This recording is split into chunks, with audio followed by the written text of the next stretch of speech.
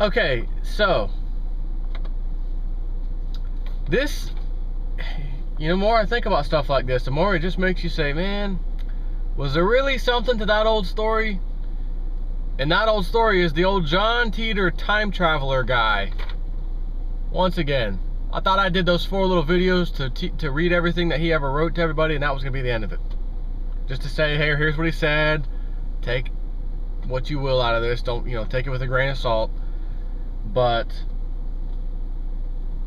one of the things he said, and made sure he said perfectly, and reiterated it, I think, one time, was when he said, when he talks about this World War III starting, and he says that Russia is going to be basically our savior. And he says, please understand, when Russia attacks the US, he's attacking our enemy.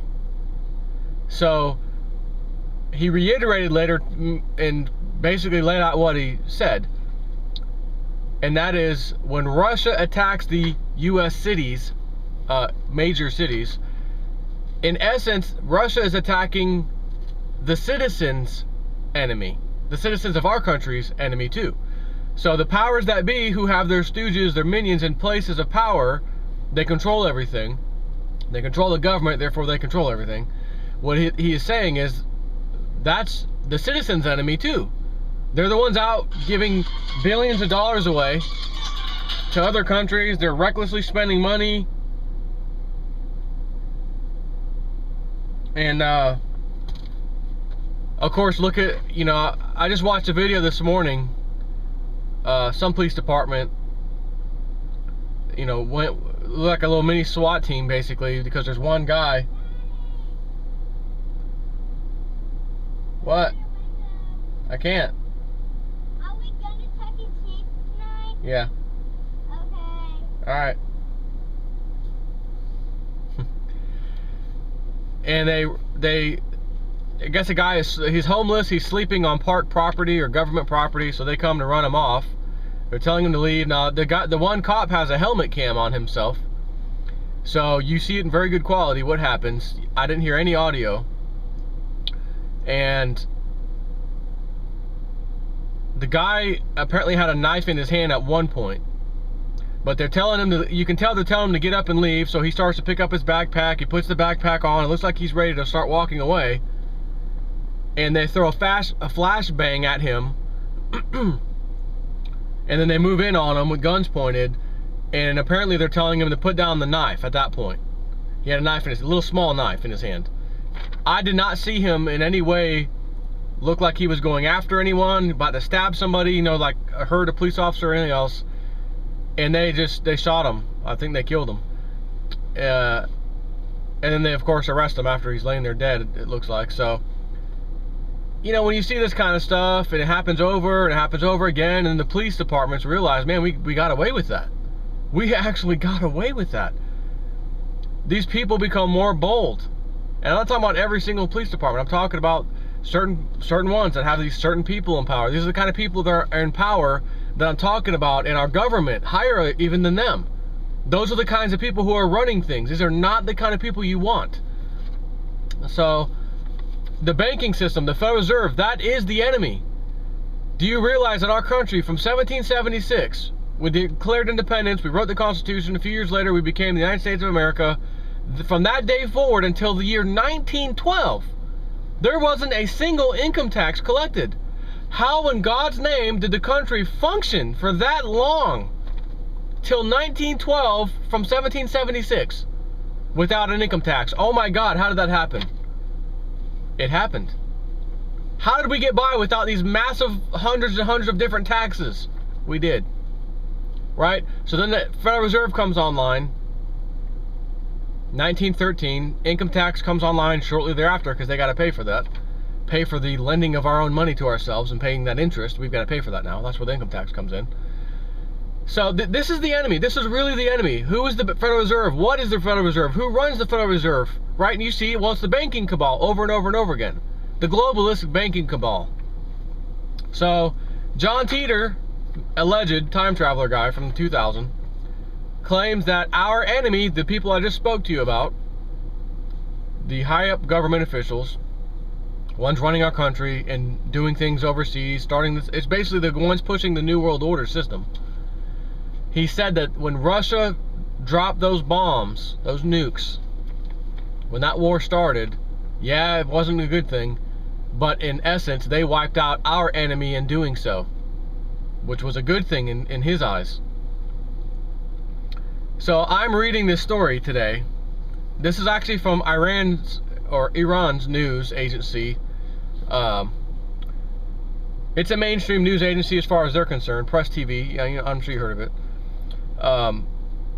And they have an interesting article that really made me think of something with John Titor. First, let me go ahead and read this article. Russia President Vladimir Putin is standing up against West's, which is the U.S., the West's aggression aimed at completely destroying traditional nations and values and creating a new world order global dictatorship, an analyst says. Ongoing Western attempts to destabilize Ukraine, Syria, and Iran, as well as other countries, are the most recent examples of a decade-old pattern of aggression, which the Russian president is countering, Kevin Barrett, a professor of Islamic and Middle Eastern Studies, wrote in an article for Press TV. In short, the New World Order, a shadowy group of global banking oligarchs bent on establishing a one-world dictatorship, is trying to overthrow every leader on earth who resists. Russian President Putin is resisting. That is why the Western propaganda machine is calling him names, Barrett said. He noted that Russia and Iran are both successfully resisting a New World Order dictatorship. The commentator noted that the establishment, well, whatever, all right, bottom line, I just wanted to read you that part anyways.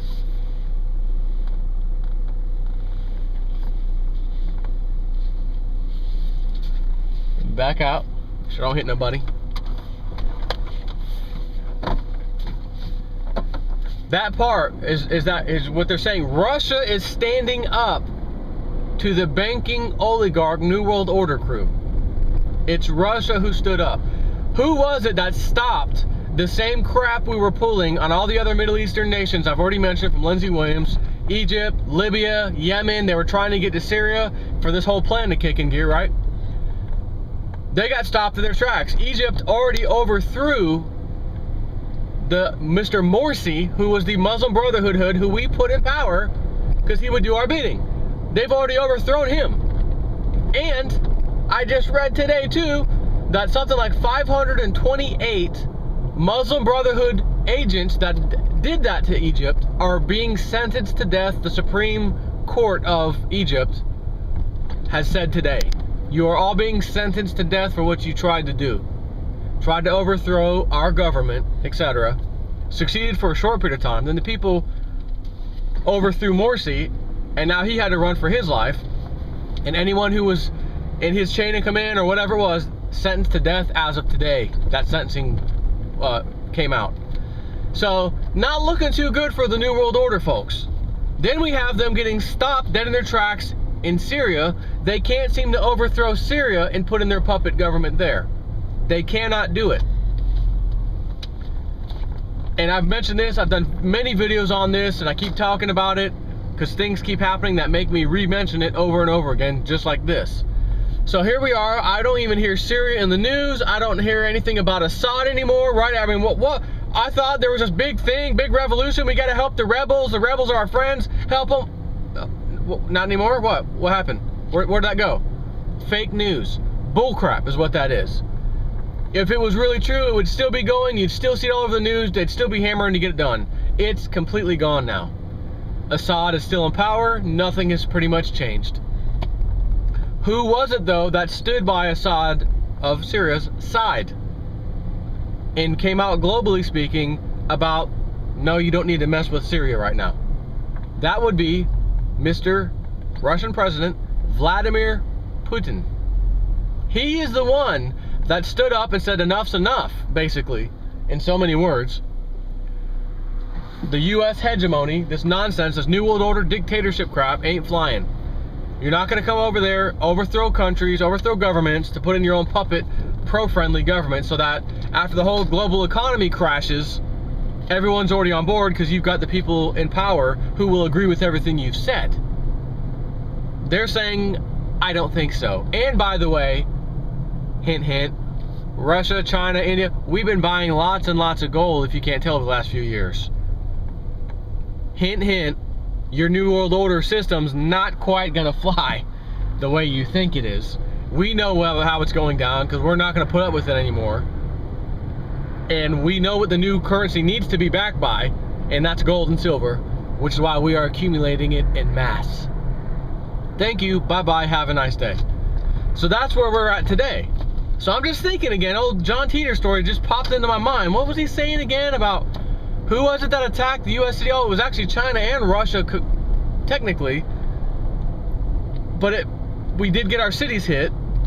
And he mentioned specifically that when it happens, Russia, when they nuke our major cities, they are killing off our citizens' enemies.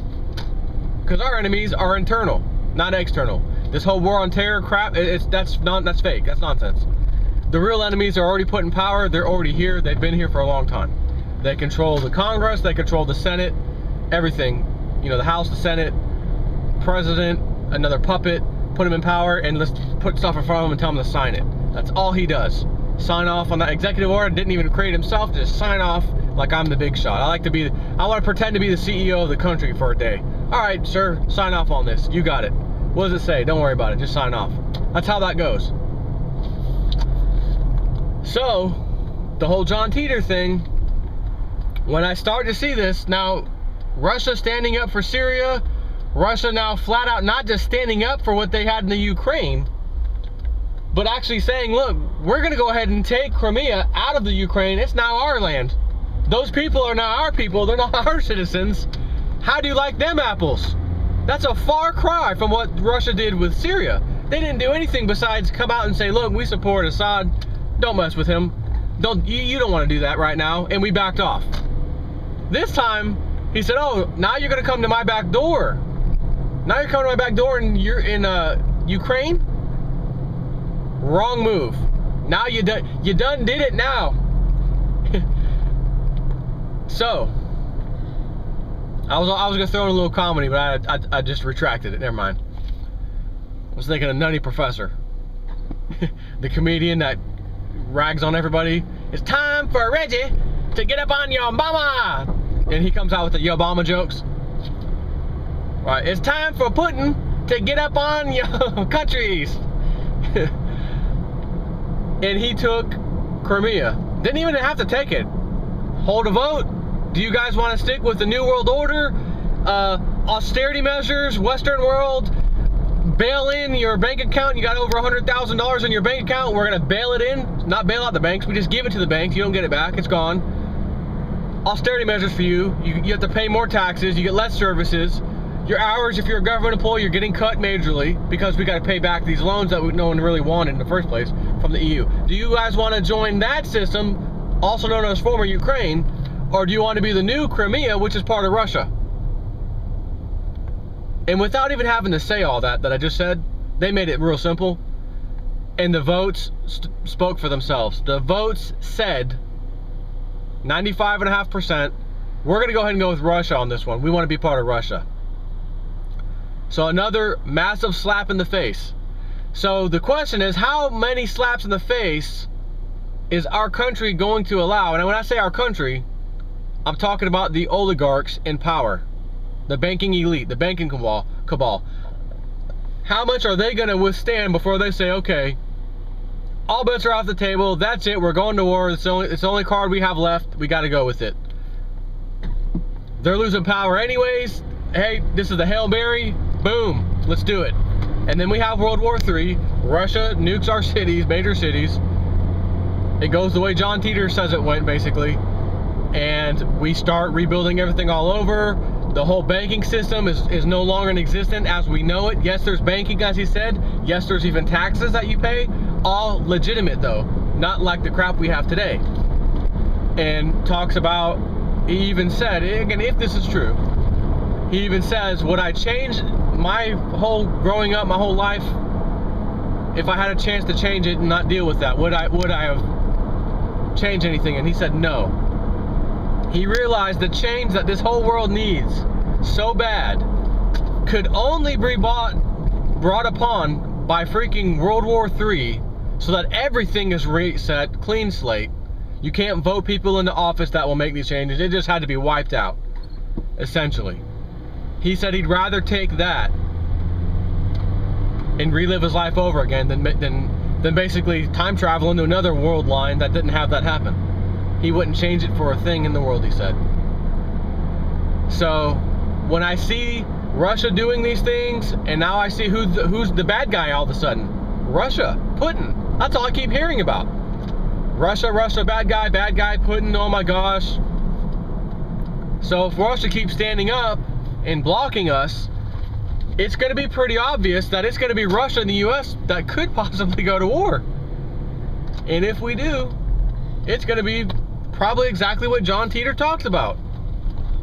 Which none of this is good. No, I don't want any of this. But at the same time, if I knew 100%, I'll say it now, if I knew 100% that exactly what John Titor said would happen was going to happen in our country, and the only way around it, is there is no around it, is basically to live through it like he did, and then rebuild society from the ground up, fix everything that, again, all these people that were in power, they're gone. The whole thing's gone. So we start over fresh. If that's the only way to fix these issues, then by God, I'm with John Titor. Take care.